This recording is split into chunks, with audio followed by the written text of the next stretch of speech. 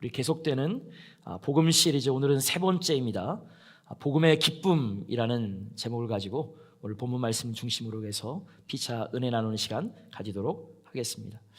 제가 미국 기업체에서 일을 하시는 분들과 이야기를 해보면 성과 연봉제가 보편적인 것 같습니다.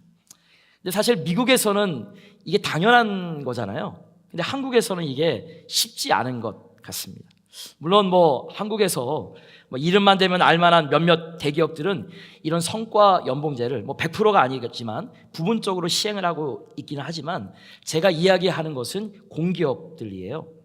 들어보셨는지는 모르겠지만 지난 몇 년에 걸쳐서 대한민국의 이 공기업들이 지금 미국처럼 이 성과 연봉제로 이 월급 체계를 바꾸는 과정 중에 있습니다. 근데 이것이 여러 가지 난항이 있는 것 같아요. 그래서 노동자들의 거친 반발에 부딪히고 있습니다. 실제로 철도와 지하철, 금융기관 등의 이 파업을 일으키고 있고요. 크고 작은 노사 간 갈등이 지속되고 있기도 합니다. 물론 여러 가지 의견들이 있으시겠지만 제 개인적 소견을 약간 말씀드리자면, 적당히 묻어가는 무임승차를 방지하고 조직의 효율성을 높이자는 취지는 너무나도 이해가 됩니다. 우리가 미국같이 성과 연봉제를 실시하면 어떤 보직이건 어떤 여건에서건 CEO가, 이 사장이 철저하게 그 인플로이들의 노력과 성과를 인정하기 때문에 더욱더 인플로이들이 열심히 노력할 수밖에 없고, 이에 대해서 CEO는 그에 응당한 보수라든지 아니면 교육의 찬스 등 여러 가지 처우로 그를 인정해 주지 않습니까? 말 그대로 서로 윈윈한다는 차원에서도 그렇고, 이 경제적인 효과 창출을 극대화하는 데서는 두말할 나위 없이 저는 여기에 대해서 의문의 여지 없이 찬성합니다. 하지만 이런 생각을 해봤어요. 제가 기사를 보면서 때로는 병원처럼 이 사람들의 생사를 다루는 곳까지 이러한 성과 연봉제를 일괄적으로 적용하기에는 무리가 있지 않은가라는 생각을 해봤습니다. 대한민국 같은 경우에는 서울대학교 병원이라든지 여러 전국에 있는 국립대학 병원들이 여기에 속하는데, 과연 병원까지 이런 성과 연봉제를 드리는 것은 제가 생각했을 때 너무나도 비효율적인 생각이 들었습니다. 근데 이러한 것들이 교회 안에까지 들어온 것 아십니까? 저도 좀 대형 교회에서 부목사 생활을 하다 보니까 목사님들의 입장에서는 조금 더 성도님들을 위해서 또 효율적으로 또 좋은 여러 가지 목회의 방향성을 가지고서 우리 목회자들을 조금 이렇게 단련하는, 훈련하는 그런 차원에서 이제 목회자들까지도, 부교육자들한테도 성과 연봉제가 좀 있었습니다. 그러다 보니까 좋은 점도 있었지만 또 부작용 같은 것들도 있었습니다. 이 말이 나와서 그런데, 만일 이 성과 연봉제처럼 인생 평가를 토대로 하나님께서 저와 여러분들의 구원을 결정했다라고 만약에 한번 생각해 보세요. 그러다라면은 이 자리에 계신 분들 중에서 몇 명이나 구원받을까? 제 자신을 보아도 정말 자신이 없어요. 왜냐하면 구원에 대해서는 제가 무임승차했다고 생각하기 때문에 그렇습니다. 여러분, 복음이 기쁜 소식인 이유가 여기에 있어요. 누구나 차별 없는 믿음으로 하나님의 자녀가 될 수 있기 때문에, 그래서 복음인 것입니다. 로마서 10장 12절에 보면 이런 말씀이 나와 있어요. 우리 다 같이 한번 읽어볼까요? 시작. 유대인이나 헬라인이나 차별이 없음이라 한 주께서 모든 사람의 주가 되사 저를 부르는 모든 사람에게 부요하시도다. 제가 그동안 2주에 걸쳐서 말씀드리는 거지만 복음에는 이와 같이 차별이 없습니다. 지금 이 말씀처럼 예수님은 모든 사람의 주가 되시고 예수님을 주님으로 믿는 모든 사람에게 구원의 복, 또 하늘의 복을 주신 줄 믿으시기 바랍니다. 튼 능력이 있거나 재능 있는 사람만 하나님께서 사랑하시는 것이 아니에요.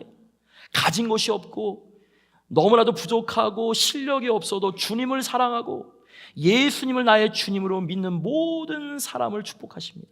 얼마나 놀라운 일입니까? 그래서 복음은 기쁘고 행복한 것입니다.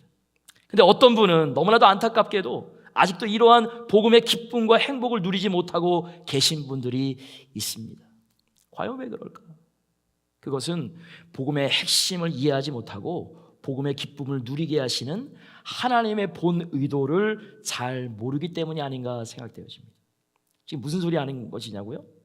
대부분의 크리스찬들은요, 신앙생활을 교회에 그냥 다니고 예배에 참석하는 것으로 생각하고 있는데 사실 그게 신앙생활이 아니에요.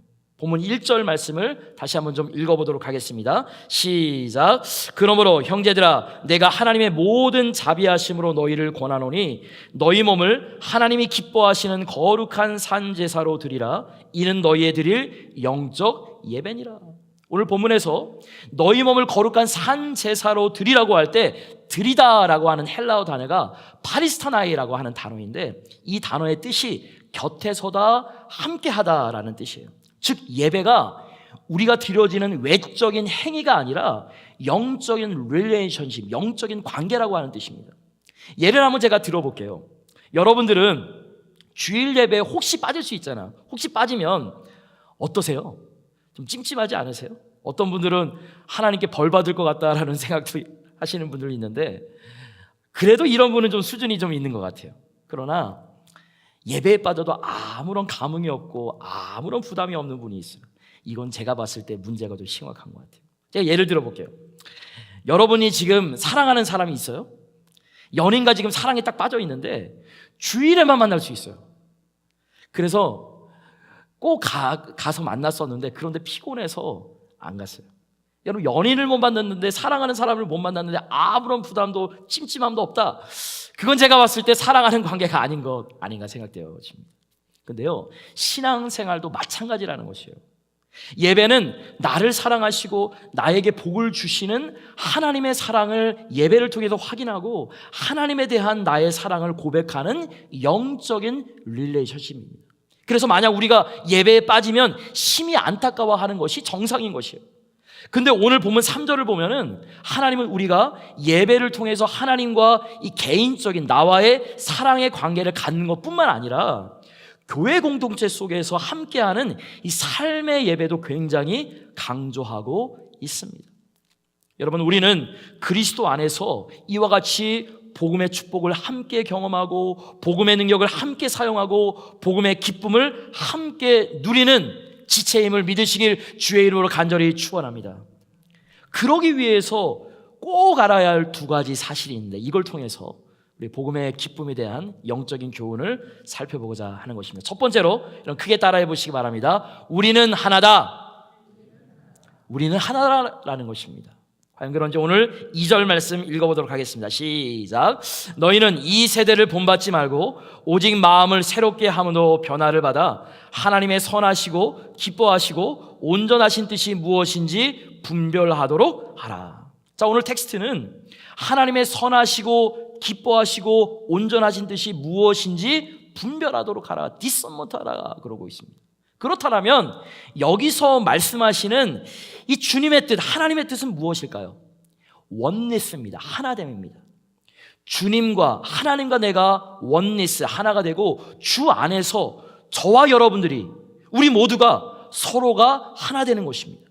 왜 그러냐면요, 오늘 본문에서 이 세대를 본받지 말고 할 때 본받다라고 하는 단어가 헬라어로 시스테마티조라고 하는 단어인데 이것은 함께 있는 형태, 곁에 있는 모습이라는 뜻입니다. 즉 이것도 제가 조금 전에 말씀드렸다시피 행위가 아니라 릴레이션십을 강조하는 것입니다.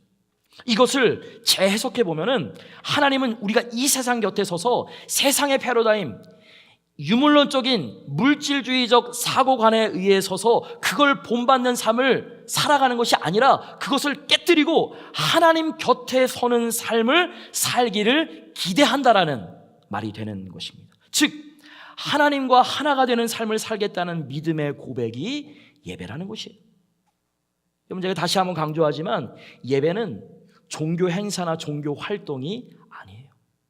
예배라고 하는 것은 하나님께 나의 사랑을 고백하고 나에 대한 하나님의 사랑을 확인하는 영적인 교제의 시간임을 믿으시면 아멘 하시기 바랍니다. 여러분, 예배가 무엇입니까? 그래서 예배는 보는 것이 아니에요. 여러분, 예배 보러 왔습니까? 아니에요.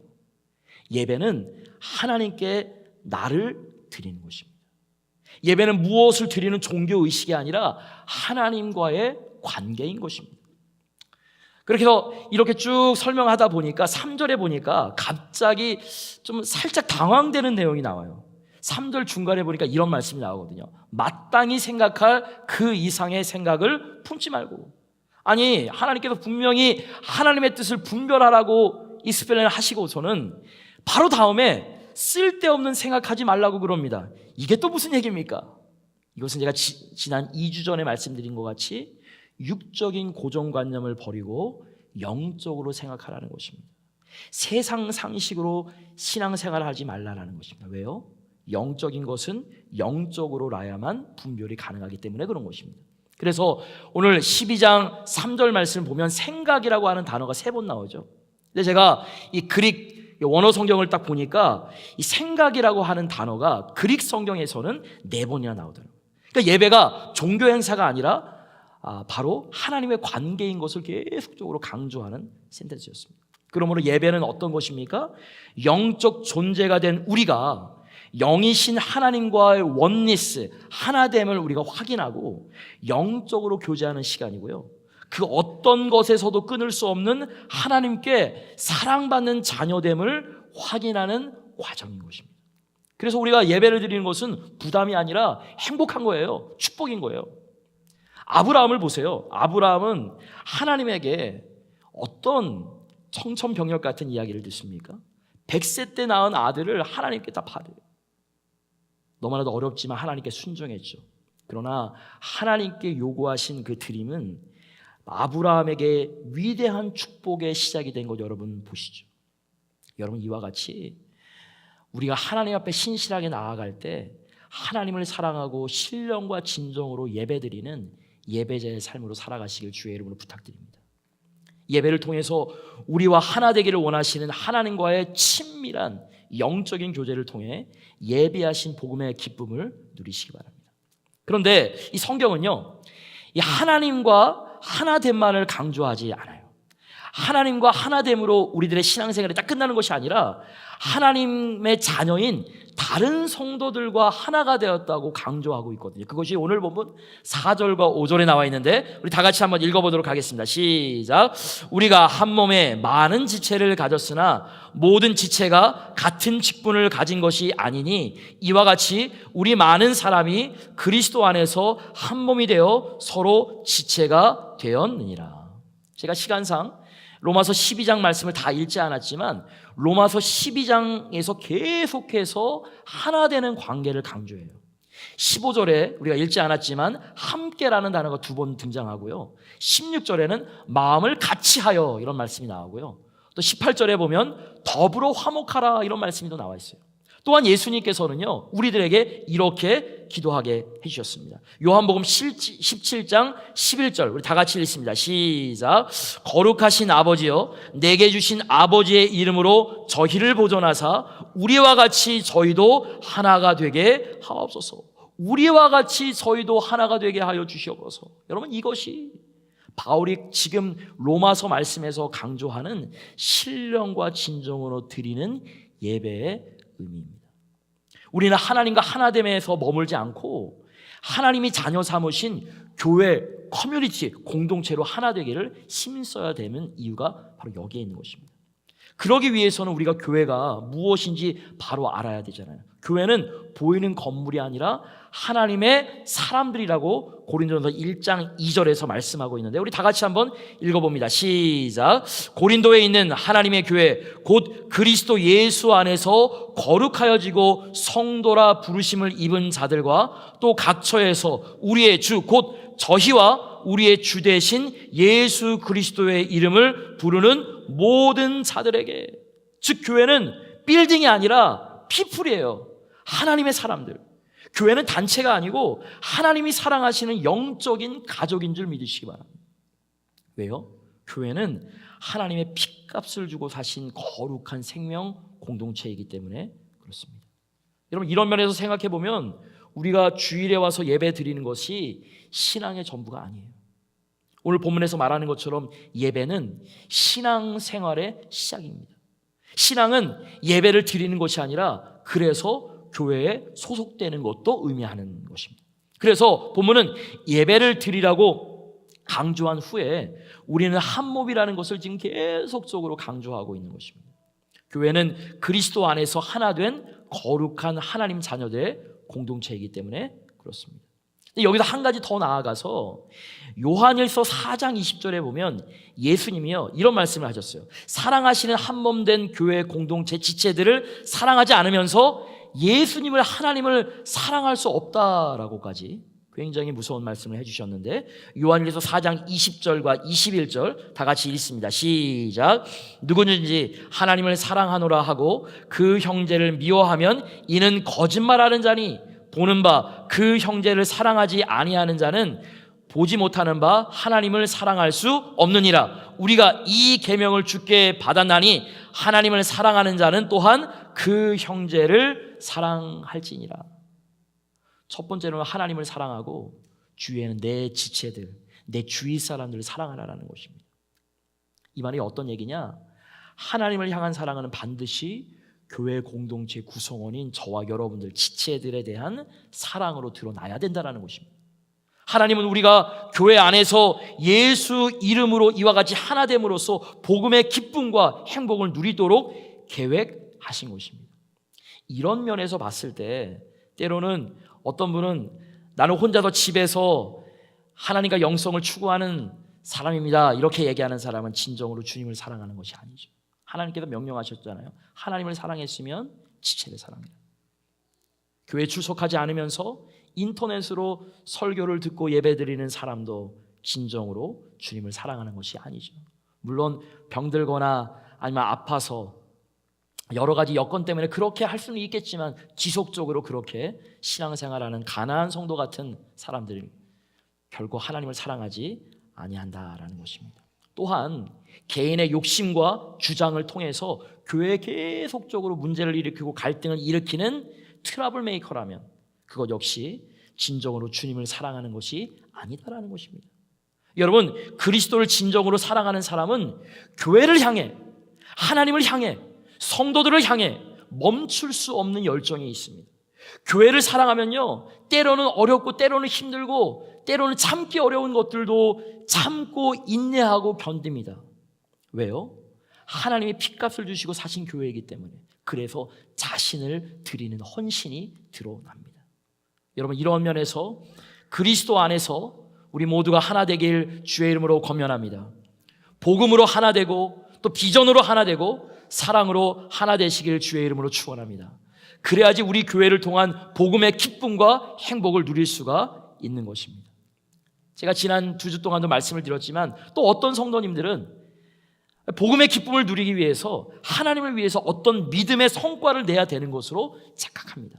열심히 예배에 참석하고 열심히 봉사하고 무엇인가를 해내야지만, 무엇인가를 성과를 드려야지만 신앙생활을 잘하는 것으로 착각하는데 그것도 잘못된 것이에요.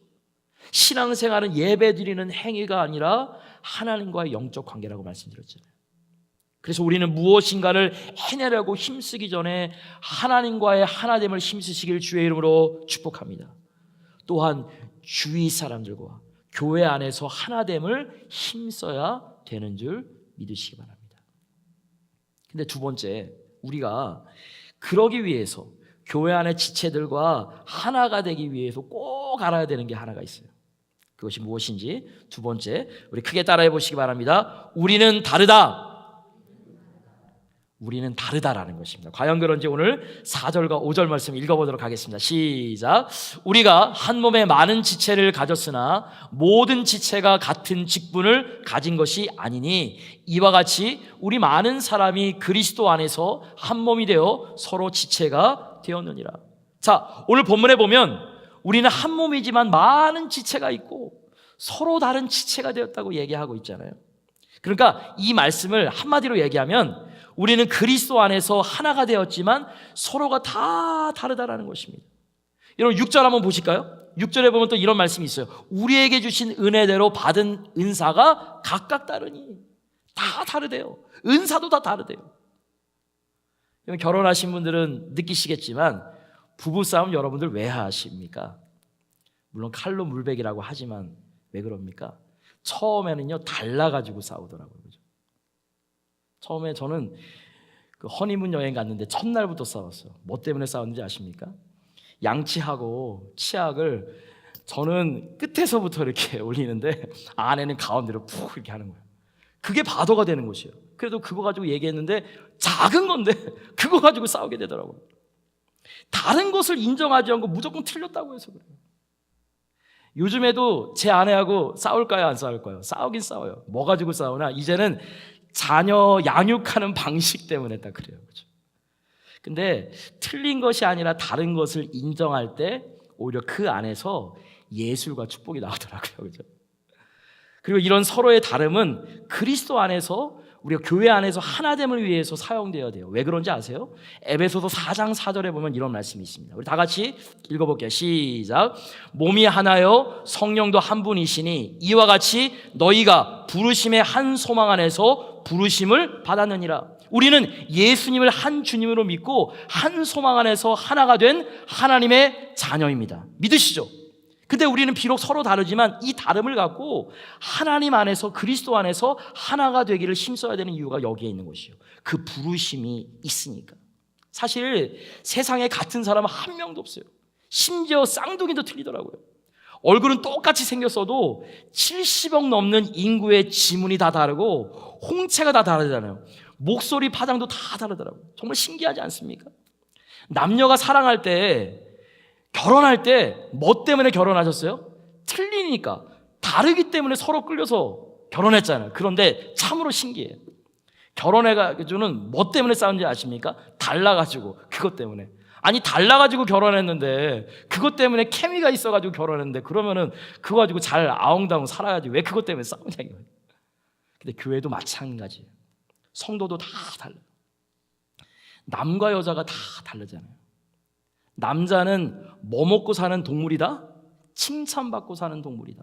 남자는요, 칭찬만 해주면 그냥 박수만 쳐주면 그걸로 다 끝나. 모든 것들 다 헌신해. 근데 여자는 칭찬보다도 더 한 게 있어. 더 깊이 가야 돼. 뭔지 아십니까? 사랑. 여자는 자기가 사랑받고 있다라는 게 있어요. 그래서 남자들을 칭찬과 플러스 남자들에게 있어서 두 가지 동굴이 있어요. 외적인 동굴, 내적인 동굴. 스트레스를 해결하기 위해서 외적인 동물과 내적인 동물이 있어요. 대부분 외적인 동물은 골프를 치거나 이제 운동하는 것이죠. 내적인 동물은 모르겠어요. 다 있죠. 결혼 생활 하는데 갈등을 잘 해결하는 사랑의 기술. 에릭 프롬이 그랬잖아요. 사랑의 기술에서.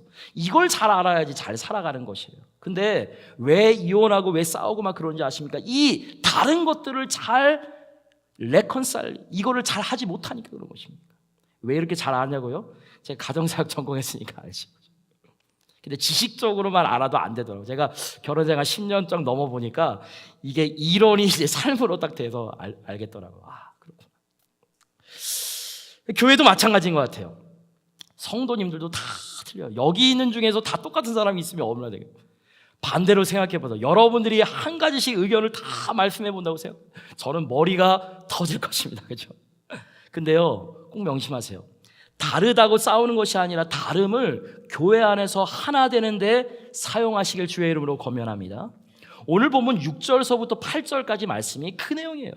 우리 6절부터 우리 8절까지 다 같이 읽어보도록 하겠습니다. 시작.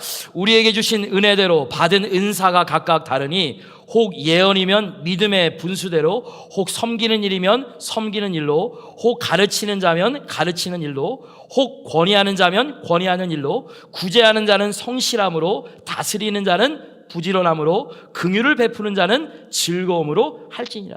여러분, 이걸 보니까 다름이 틀린 게 아니라 다름이 예술이고 축복으로 보셔야 된다는 것입니다. 우리는 다 다르지만 하나님은 우리의 다름을 통해서 교회를 교회되게 만들고 교회를 하나로 만들어가는데 사용하기를 원하신다는 것입니다. 오늘 그 내용이 그 내용입니다. 근데 제가 이 바울 서신을 읽으면서 느끼는 점은요, 이 사도 바울도 이 목회를 하시면서 꽤나 머리가 아팠었을 것 같습니다. 서로 하나 되지 못하고 서로의 다름을 인정하지 못하는 이 고린도 교회를 향해서 바울은 이렇게 선포하는데, 우리 고린도전서 12장 29절부터 31절까지 우리 다 같이 읽어보도록 하겠습니다. 시작. 다 사도이겠느냐? 다 선지자이겠느냐? 다 교사이겠느냐? 다 능력을 행하는 자겠느냐? 다 병 고치는 은사를 가진 자겠느냐? 다 방언을 말하는 자이겠느냐? 다 통역하는 자이겠느냐? 너희는 더욱 큰 은사를 사모하라. 내가 또한 가장 좋은 길을 너희에게 보이리라. 사도 바울이 고린도 교회에서 다 그냥 지지게 먹고 막 싸우고 분열이 일어나고 딱 그러니까 지금 이렇게 외치는 것이에요. 여러분, 모두가 다 사도가 될 수가 없습니다. 모두가 다 교사가 될 수가 없습니다. 모두가 다 목사가 될 수가 없습니다. 그렇게 얘기하는 것이에요. 하나님은 우리가 똑같아지기를 원하는 것이 아니라 하나 되기를 원하십니다. 지금 그 얘기를 하는 것이에요. 그러면서 오늘 31절 바울이 말합니다. 더 큰 은사를 사모합시다. 더 큰 은사를 사모합시다. 그게 뭡니까? 그것이 사랑이에요. 하나님을 사랑하고 하나님의 자녀가 된 나를 사랑하고 하나님이 사랑하신 교회를 사랑하고. 왜 그래요? 하나님을 사랑하시기 때문에 그렇습니다. 그래서 하나님의 사랑을 받은 우리는 서로 다르지만 그리스도 안에서 하나가 되시기를 주의 이름으로 축원합니다. 우리 교회 이름 너무나도 좋지 않습니까? 제일 사랑기를. 이제 미시간 지역에서 우리 미주에서 제일 사랑이 흘러넘치는 교회가 우리 교회인 줄 믿습니다. 다른 교회들도 사랑이 넘쳐야 되는데 우리 이름이 또 제일 사랑이잖아요. 그렇죠? 사랑의 기도와 사랑의 섬김과 사랑의 나눔을 통해서 그리스도 몸인 교회를 하나 되게 해야 하는 줄 믿으시기 바랍니다. 제가 이제 담임 목회를 한다고 그러니까 제가 친구들이나 아니면 지인들한테 제가 좀 물어봤습니다. 목회를 하기 위해서 어떤 것에다가 중점을 두고 어떤 것을 좀 마음에 좀 새기면은 목회를 잘할 수 있겠습니까? 근데 목사님들도 다 틀리시잖아요. 그러니까 목사님들도 저에게 조언해 주시는 분이 다 달라요. 어떤 목사님은 그러시더라고요. 이 목사, 목회는 설교만 잘하는데 그런 분이 계시더라고요. 설교가 7, 80%야. 설교에다가 목숨 걸어. 어떤 분은 그러시더라고요. 유 목사, 관계가 중요해. 특별히 목회할 때는, 담임 목회할 때는 관계가 중요해. 다른 것들도 있지만 관계를 좀 집중해 하게 돼. 또 어떤 분은 유 목사, 그래도 목회하려면은 사역하려면 돈이 있어야 돼. 돈을 좀 강조하시는 분이 있더라고요. 근데 돈을 강조하시는 것은 이런 것이죠. 돈 관리, 재정 관리라든지 그런 것들. 또 어떤 분은 행정을 잘해야 된다. 사람들을 적시적소에 정말 그 은사에 맞춰서 잘 해가지고 화목하게 해야 된다. 근데 사실 제가 우리 교회에 와가지고 여러 가지 시도해보고 많이 노력하고 좀 했었는데 제가 한 1년, 한 7개월 정도 지금 되지 않았습니까? 담임 목회된 지. 근데 제가 예전에도 느꼈지만 요즘에 느끼는 것은 무엇인가? 사도 바울이 디모데 전후서 통해서 디모데에게 이야기했었던 것 있잖아요. 가장 중요한 것은 기도라고 했잖아요. 만약에 어떤 사람이, 제가 나중에 한 30년 후에 어떤 사람이 저에게 목사님, 목회하는 데 있어서 가장 중요한 것이 무엇이라고 생각하냐고 저에게 만약에 물어본다면 저는 기도라고 얘기하고 싶습니다. 목회는 무릎으로 하는 것 같아요. 제가 그렇다고 다른 것 하지 않는 것 같은데, 그래서 새벽 예배에 와서 1시간 정도 기도하고, 그리고 최소한 24시간 중에서 하루에 11조, 하루 시간에도 11조를 드리려고 노력하는데 사실 매일매일 한다고 얘기는 못하겠어요. 근데 몸부림치면서 합니다. 하나님 앞에 하루에 시간에 11조를 하나님 앞에 올려드리면서 하기 위해서. 기도밖에 없는 것 같아요. 이 목사님들도 다 틀리더라고요. 다시 오늘 본문으로 들어와서, 근데 어떤 분은요, 이게 나 혼자서 잘할 수 있는데 굳이 왜 힘들게 서로 부딪히면서 각자 다른 은사와 재능을 교회를 위해서 섬겨야 하냐고 질문하시는 분들도 간혹가다 있으시더라고요. 근데 그 분명한 이유가 본문에도 나와 있어요. 에베소서 3장 20절과 21절에 보면은 이런 말씀이 있는데 우리 다 같이 한번 읽어보도록 하겠습니다. 시작. 우리 가운데서 역사하시는 능력대로 우리의 온갖 구하는 것이나 생각하는 것에 더 넘치도록 능히 하실 이에게 교회 안에서와 그리스도 예수 안에서 영광이 대대로 영원 무궁하기를 원하노라. 아멘. 여러분 20절 말씀 다시 보여주시겠어요? 보니까 우리 가운데에서 역사하시는 능력대로 우리의 온갖 구하는 것이나 생각하는 것에게 뭐라고요? 더 넘치도록 능히 해주신다. 결국 우리 자신을 위해서, 바로 여러분 자신을 위해서입니다. 하나님은 우리 모두가 각자의 다름을 통해 하나된 교회 공동체를 세워나가고 교회 안에서 이 교회를 통해서 우리 모두가 복음의 기쁨을 누리기를 원하십니다. 여러분, 교회는 서로 컴페티션하는, 경쟁하는 곳이 아닙니다. 사랑으로 하나 되는 곳입니다. 하나님은 각기 다른 사람들이 그리스도의 사랑 안에서 원바디, 한 몸을 이루어가면서 풍성해지는 하나님의 축복을 누리시기를 원하시는 줄 믿으시길 주의 이름으로 축원합니다. 먼저는 하나님을 신실하게 사랑하시기 바랍니다. 우리는 하나입니다. 하나님과 하나 되고 서로가 주님의 말씀 안에서, 사랑 안에서, 은혜 안에서 영적으로 하나 되기를 힘쓰시기 바랍니다. 두 번째로 우리는 다 달라요. 우리의 다름을 통해서 달랐다고 틀렸다고 정죄하는 것이 아니라 다름을 통해서, 각자 다른 은사를 통해서 한 몸 된 교회를 세워갔으면 좋겠습니다.